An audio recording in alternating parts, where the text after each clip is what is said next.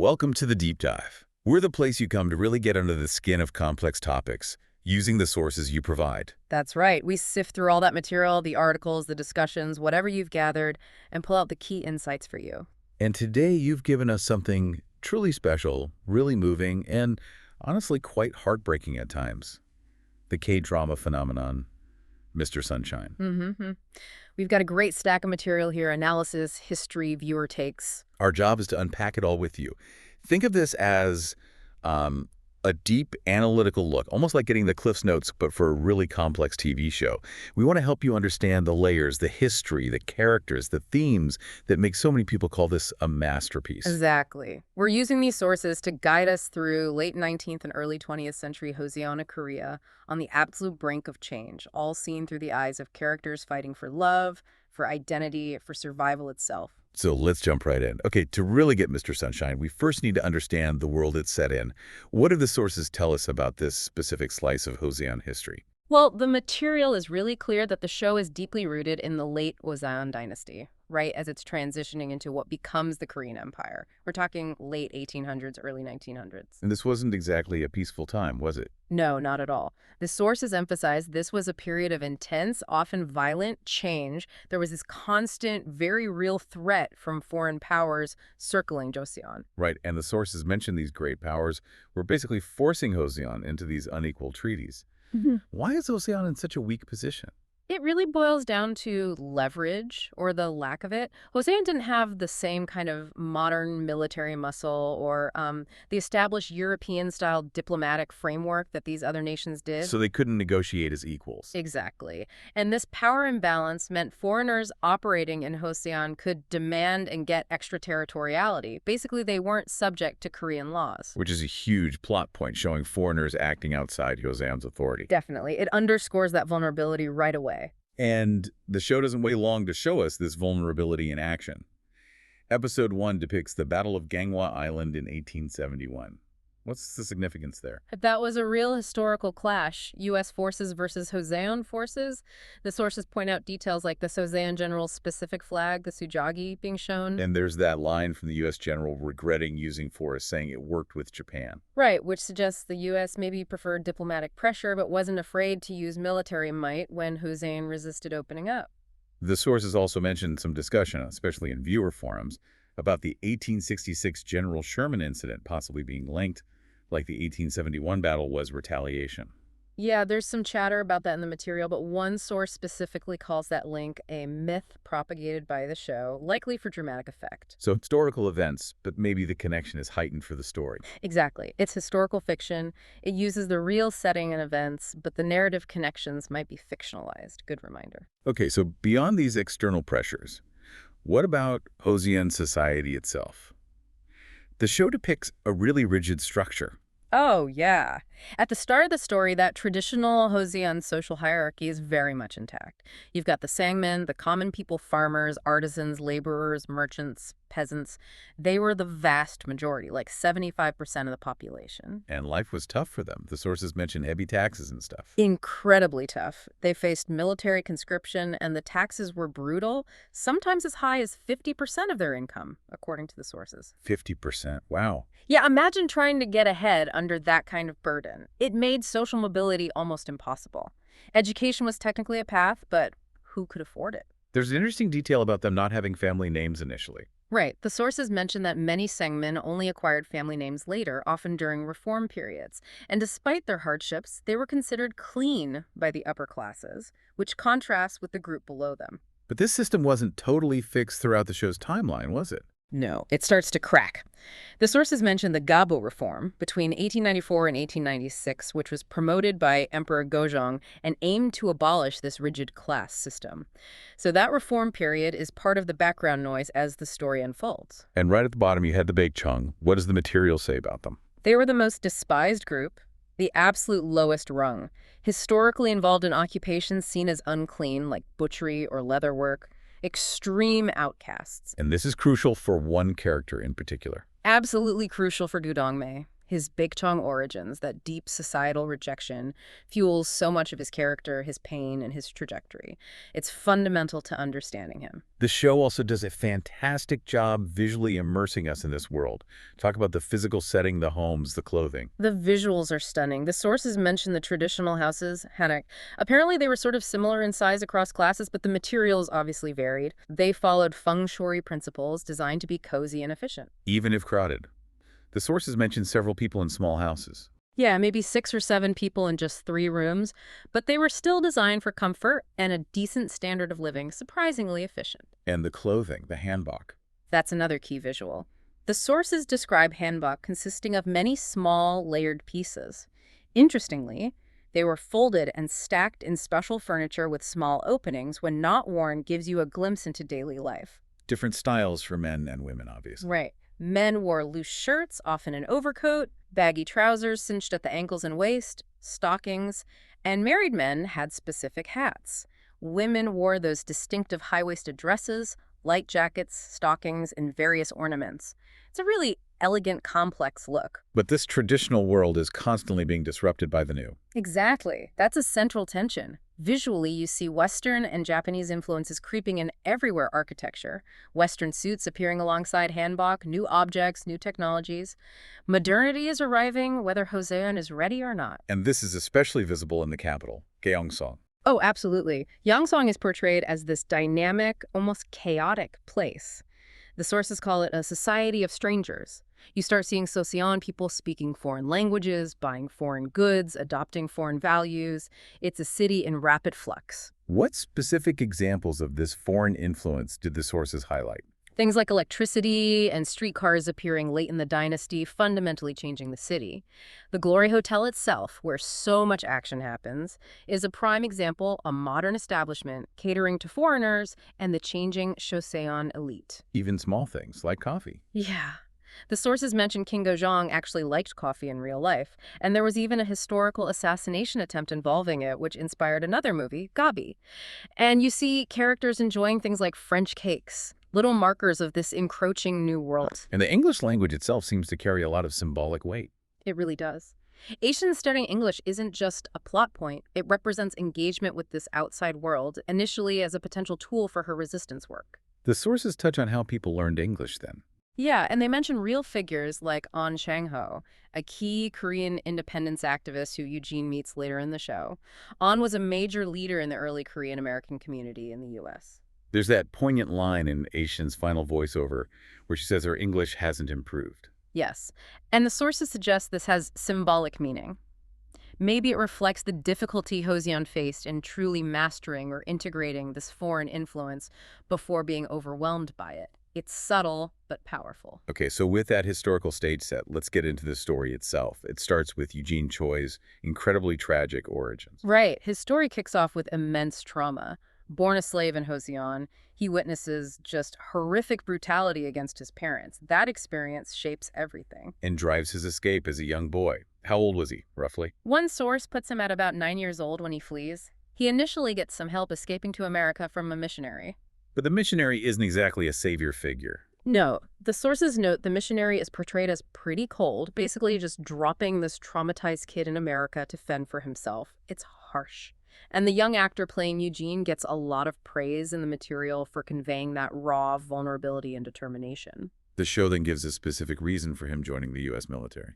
Yeah, it depicts him seeing a black soldier being treated seemingly as an equal, which inspires him to see the military as a path to status, something impossible for him in Joseon. Although historically, U.S. military integration was much later. Right. One source points that full integration wasn't until 1948, with maybe rare exceptions. But they also say it works really well for the story. It positions America in that moment as a place offering a different kind of opportunity, regardless of his background. So years pass, and he returns to Joseon as a captain in the U.S. Marine Corps. What's driving him now? It's complicated. Officially, it's his military posting.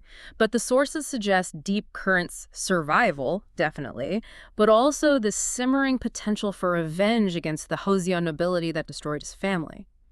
The material says he had every reason to hate Joseon and could easily have gone down that path. And then he meets Ae-shin, Noblewoman by day, something else by night. Exactly. She appears to be the sheltered aristocrat, but she's secretly a skilled sniper for the righteous army, the civilian resistance fighters. Their first meetings are full of suspicion, curiosity, this sort of magnetic pull. There's that scene with the office chair early on that the sources highlight. Yes, Ae-shin sitting in Eugene's chair. It sounds simple, but it's packed with meaning. It immediately throws their contrasting worlds into relief, her inherited Joseon privilege versus his achieved American military rank and power. The sources even suggest it's like their first unspoken confession. Their relationship becomes the heart of the show, but it's incredibly fraught. Totally. It's this intense, deeply felt love story unfolding against the backdrop of national collapse and impending war. The sources talk about how their relationship feels quite formal, even stilted sometimes. Lacking physical intimacy. Right, no kissing or hugging shown. This is chalked up to both the conservative era and their characters. He's a reserve soldier, she's a proper aristocrat. But despite that, viewers commenting in the sources found their connection incredibly powerful, calling their separation scenes heartbreaking and beautifully tragic. What about Eugene's internal shift? From wanting revenge to falling for Ae-shin and maybe Joseon itself? That's a key point of analysis in the material.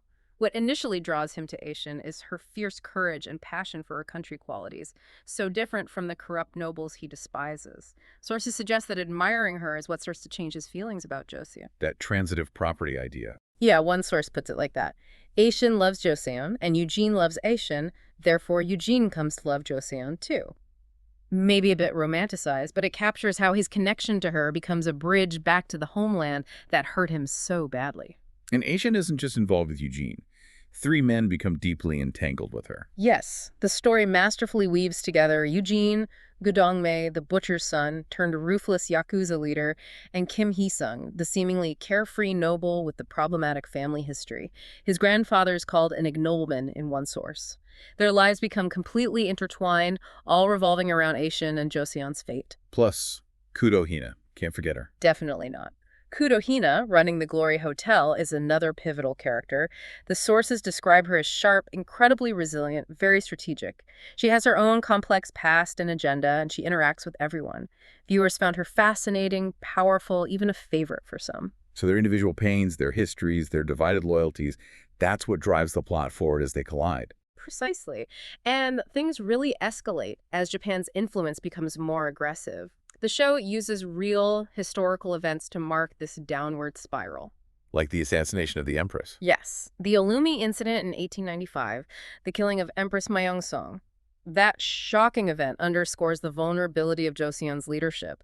Then later, the Treaty of Ilsa in 1905 is a major turning point, basically making Korea a Japanese protectorate. And the show highlights the 5 Ilsa traitors who signed it. Right, the ministers who betrayed their country. Hee-sung photographing them is a powerful moment of documenting that treason within the story. The 1907 treaty seems to fuel even more resistance. It did. That treaty tightened Japan's grip, putting more Japanese officials in the Korean government and leading to the forced disbanding of parts of the Korean army. The sources say this directly leads to more people joining the righteous armies. The Battle of Namdaemun in 1907, a fight against this disarming, is also part of this historical context. Tell us more about the righteous army, the Young. The sources confirmed they were very real, irregular civilian militias that rose up historically when the official army couldn't defend the nation. In this era, they became the main force resisting foreign powers, especially Japan. Their story in the show is described as beautiful, inspiring, but also deeply heartbreaking. And many ended up fleeing. Yes, facing brutal suppression by the Japanese, particularly from 1909 onwards, many members fled to Manchuria or China to continue the fight with the broader independence army movement. Emperor Gojoseon's own struggles are part of the narrative, too. His attempts to maintain Joseon's sovereignty against impossible odds are shown. The sources mention real diplomatic efforts, like an 1883 mission to the U.S.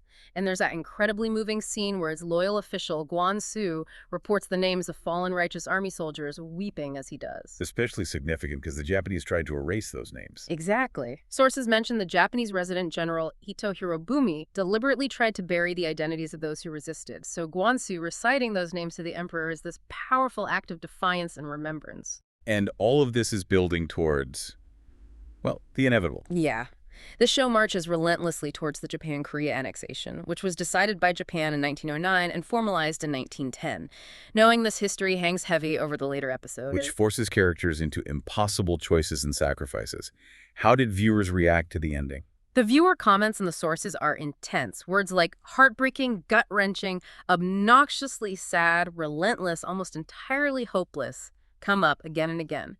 One person said it felt like a punishment for hoping it'd turn out happier. The show really doesn't sugarcoat the cost. Culminating in the deaths of many main characters. Yes. Eugene, Dong-mae, Hee-sung, Hina, key righteous army figures like Yunsuk. They all make ultimate sacrifices, for Hee-sung or for each other. It leaves Ae-shin facing this overwhelming loss, almost everyone who cared for her gone in such a short, brutal span. The finale has some incredibly memorable scenes summing up these arcs. Definitely. Eugene and the Righteous Army's last stand, holding that Korean flag marked with their handprints, visually powerful resistance. Hee-sung's death is described as particularly brutal and sad by viewers. He refuses to betray the Righteous Army names. Right. He calls them beautiful names, refuses to give them up, spits blood at his interrogator, and is then killed with a stick. The sources note this method reflects the cruel reality for journalists and the symbolism of his fate. Viewers felt strongly that this character, who'd grown so much, deserved better than such a heartless end. And Eugene's final sacrifice on the train. Another huge moment. He shoots the train coupler to let Ae-shin escape, facing the Japanese soldiers himself. One source mentions the physics might be iffy, a single bullet detaching a train car, but the symbolism is massive. Symbolizing what, according to the sources? Some see it as the final gasp of American involvement or protection before annexation. Like his presence offered a fragile shield and his death marks the definitive end of that possibility. But the series doesn't end there. Ae-shin continues the fight. Yes, the final scenes show her in Manchuria with other survivors like Sumi, training the next generation of fighters. It reflects the historical reality of the ongoing independence movement abroad. It's a tragic ending overall, but that final image offers a sliver of persistent, costly hope. Okay, let's really dig into these characters now. Starting with Eugene Choi, whose journey frames the whole story. How do the sources break him down? His arc is absolutely central. From that despised slave orphan in Joseon to a respected officer in the U.S. military. The sources really stress his initial motivations, basic survival, and that potent desire for revenge against the Joseon elite who wronged him. He truly had every reason to hate the country. What kind of person does he come across as? He's presented as quite mysterious, very capable. One source mentions him speaking multiple languages and fundamentally dependable. People in the show and viewers feel safe around him. He has this cool exterior, even under pressure. But internally, he's torn by his identity, isn't he? That's his core struggle. He's Joseon by birth, but American by citizenship and experience, living and dying, as one source puts it, as an American and a foreigner. Joseon never fully embraces him, even with his U.S. rank. His American status is useful, sometimes protecting him or Ae-shin, but her grandfather's continued disdain for his background, both slave status and Americanness, really highlights that fundamental non-acceptance by the old guard. And his relationship with Ae-shin drives his evolution. Significantly. His admiration for her courage and fierce patriotism is key. That transitive property idea we discussed, loving Joseon because he loves her, is floated as a way to understand his shift away from pure revenge towards eventual sacrifice for the country. It's powerful that he chooses to help Joseon despite his past. Yes, the sources emphasize this choice. He could have walked away, could have sought revenge, but he doesn't. He returns the Emperor's bank certificate, supports Ae-shin's dangerous path, actively helps the Righteous Army, and ultimately sacrifices his life. His death, as mentioned, is seen by some as marking that symbolic end of American potential influence right before annexation. Then there's Ae-shin, praised as a standout female character. Hugely praised. Consistently called one of the best, most complex female leads in K-drama. Viewers stress she's not just a generic, strong female character, but feels deeply written and real. Kim Tae's performance gets massive acclaim, especially her ability to convey Ae-shin's profound pain. Her dual life is key to her identity. Absolutely. Noblewoman and sniper. It embodies the resistance and her own unwavering ideals. The sources track her growth as she navigates this impossible tightrope. Although some viewers saw her as maybe a bit sheltered or naive. That perspective exists in the source discussions, yeah. Some felt she often needed rescuing, that others constantly sacrificed for her, maybe without her fully grasping the risks or consequences initially. One comment mentioned Dong-mae's spoilt noble fool insult, suggesting maybe she didn't entirely shake off that protected perspective even later. That moment she points her gun at Eugene must have been a real test for them. For sure. The sources highlight it as a point of major conflict, showing how their loyalties, his to his duty feelings, hers to the righteous army's cause, were painfully tested. And her path is just marked by devastating loss. Unbelievably so, losing almost everyone who mattered to her, everyone who protected her, in such a short time frame is her central tragedy. That spoilt, noble fool insult is even speculated by one source to have possibly spurred her on, making her even more determined to prove her worth to her country. And some see her as symbolic of Joseon itself. Right. That interpretation exists. The idea that the other characters shielding her, especially the men sacrificing themselves, mirrors the Joseon people trying to protect the spirit or future of their nation embodied in her. Okay, Kim Hee-sung. He has a fascinating transformation. He really does. Starts off as the seemingly bratty rich kid, kind of frivolous, but the sources widely agree he shows the best progression, evolving into a genuinely pretty decent guy. What shows this change? His lack of bitterness is noted. He doesn't hold a grudge against a man who assaulted him due to his family's past sins, and his choice not to marry Ae-shin because he feels it would be accepting something tainted by his family's horrible background shows real integrity. He finds his purpose through journalism. Yes. He uses his position and skills to fight for Joseon by documenting what's happening. Photographing the 5 Yunsuk traitors is a direct act of defiance. His line about loving beautiful yet useless things, referring to the righteous army's names he protects, is incredibly moving. His death hit viewers hard. Described as heartbreaking, heartless. He's killed during interrogation for refusing to betray the righteous army, spitting blood defiantly. His death by a stick is noted as symbolically reflecting his fate and the brutal suppression of the press. Viewers felt this charming character who found his purpose deserved so much better. Dong-mae. His origins define him. Absolutely. Being born Baekchong, the lowest of the low, shapes his entire dark journey. Rejected by Joseon, he finds power and a twisted sense of belonging as a Yakuza leader controlling the Japanese settlement. But his loyalty is ultimately to Ae-shin. It's the anchor of his character, that complex, unwavering, almost obsessive devotion. Sources rave about their chemistry, even while noting the complete lack of physical intimacy, which fits the show's conservative portrayal. His path involves siding with the Japanese, a tragic element. It is. Partly fueled by his resentment towards Joseon for rejecting him, he finds status within the Japanese power structure. But his heart remains tied to Joseon through Ae-shin, creating this constant, tragic conflict within him. His death felt somewhat inevitable to some viewers. Yeah, given his violent life, some felt it was coming. But the sources also point out moments of redemption and change before the end. His death by the sword is seen as fitting his life's path. And that spoilt, noble fool insult he threw at Shin is seen as potentially having a huge impact on her motivations. Hina seems like a survivor. Very strategic. Definitely. Sources describe her as intelligent, resilient, a master strategist. Running the Glory Hotel gives her unparalleled access and influence. She plays many roles: informant, businesswoman, navigating complex relationships. Viewers found her compelling. Very much so. Often called interesting, complex, powerful. A favorite for some. The sources analyze symbolism around her, like that poster image with her gloved hand on Dong-mae's shoulder, suggesting protection, loyalty, but also distance, a lack of true intimacy. Her ending is sad, but maybe hopeful. Sad, yes, but sources note some viewers found a sense of hope in her resilience, even in tragedy. And we shouldn't overlook the supporting cast. Not at all. Figures like the Righteous Army members Yunsun's final stand, Sumi continuing the fight with Ae-shin are vital.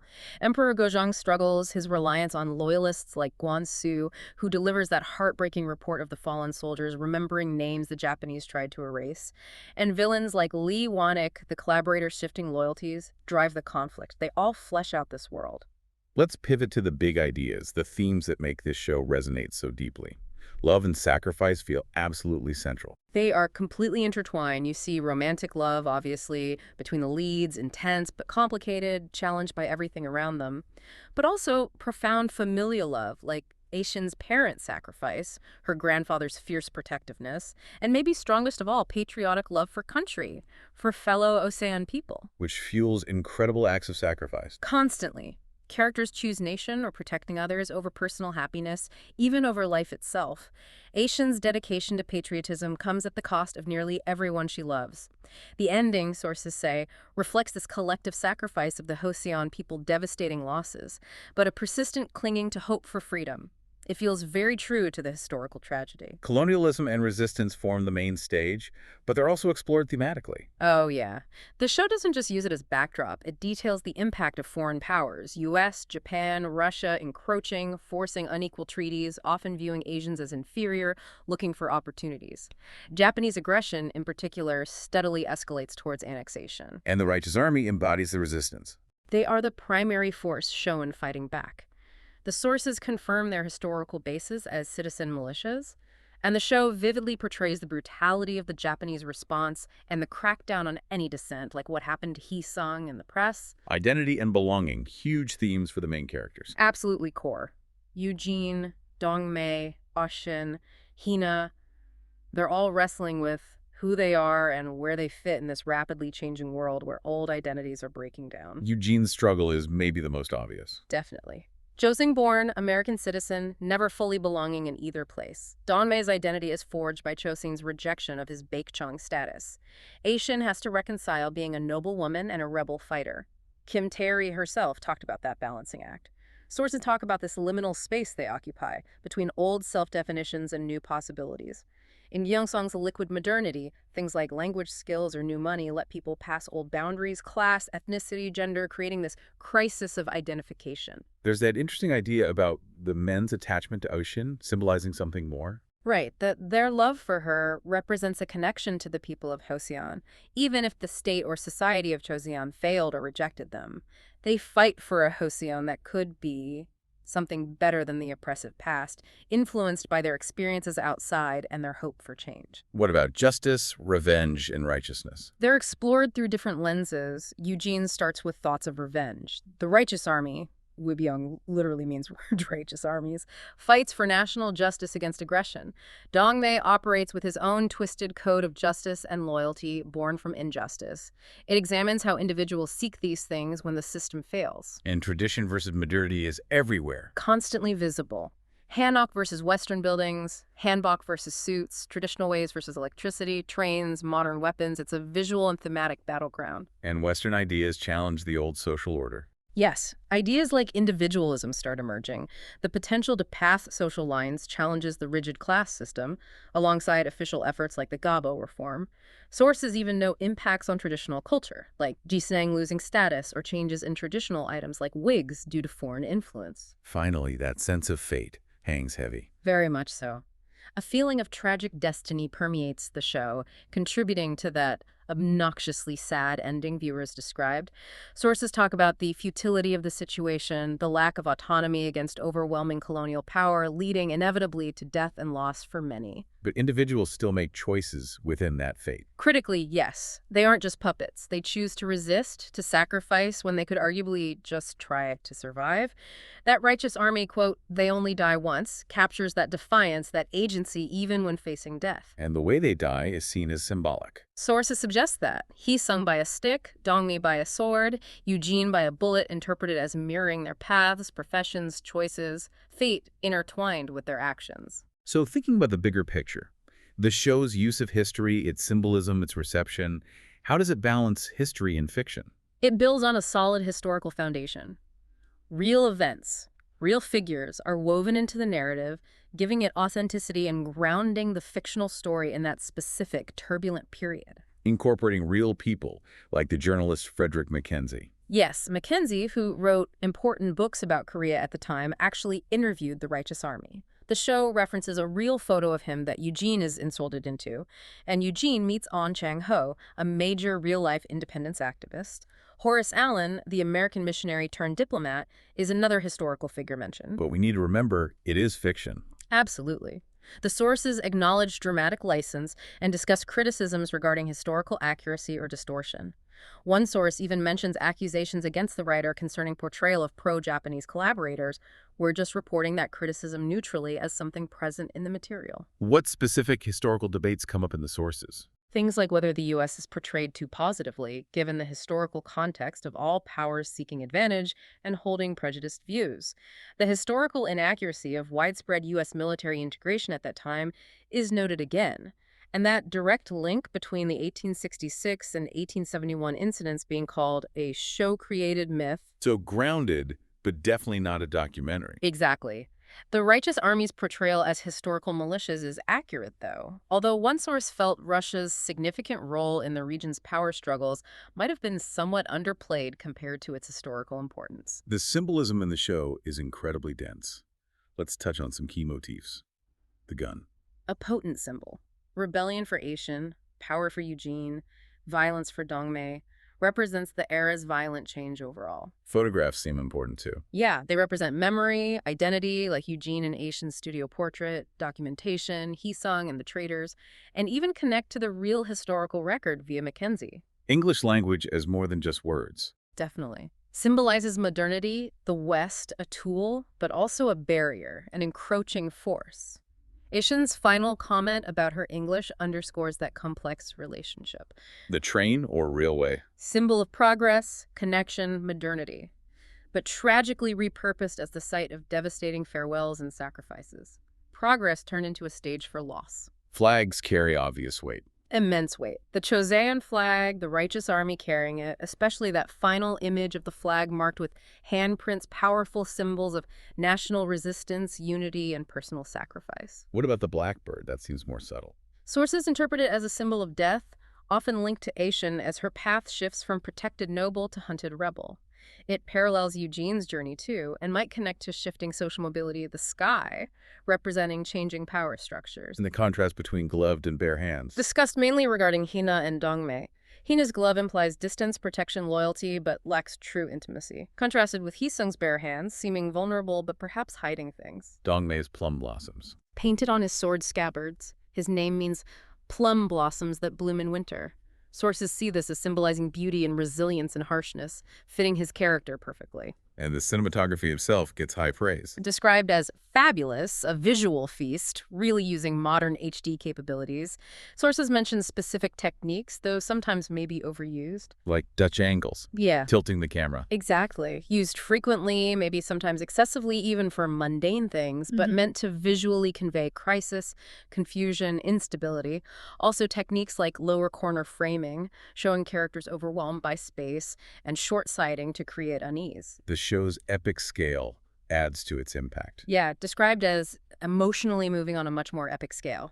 It amplifies the tragedy, evoking, as sources suggest, Aristotelian pity and fear, but somehow still providing catharsis despite the pain. And finally, how was the show received overall? Critically acclaimed, huge cultural impact, called a masterpiece, a truly quality show in the source comments, compared favorably to other top-tier dramas. It resonated beyond Korea, too. Absolutely. It inspired many non-Koreans to learn more about Korean history and culture, which is quite an achievement.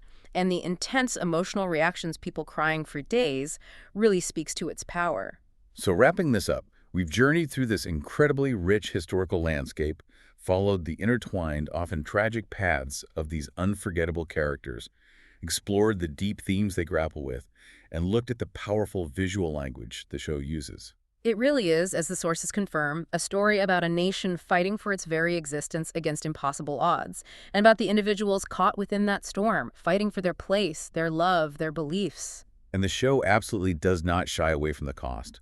That gut-wrenching ending, as the sources call it, is both spectacularly beautiful and just devastatingly sad. But crucially, it doesn't end purely in despair. There's that final image. Ae-shin, the Righteous Army, continuing the fight, burning their flames once more with the embers left by comrades, carrying that legacy forward. It's about loss, yes, but also about that stubborn hope for a free nation, a future they fight for even if they won't see it, promising to meet again in that freed nation. Sources see this as reflecting both the historical tragedy and the enduring spirit of hope. This deep dive really shows how Mr. Sunshine links love and patriotism so tightly, making the fight for national identity deeply personal and devastatingly costly. So maybe a final thought for you to ponder, drawing from all this material. In a story where characters face such overwhelming fate, where they sacrifice everything for a future they might never see, could it be that the very act of carrying on that struggle, of keeping the flame alive, is itself the ultimate form of victory? the enduring legacy. Thank you for joining us for this deep dive into the world of Mr. Sunshine.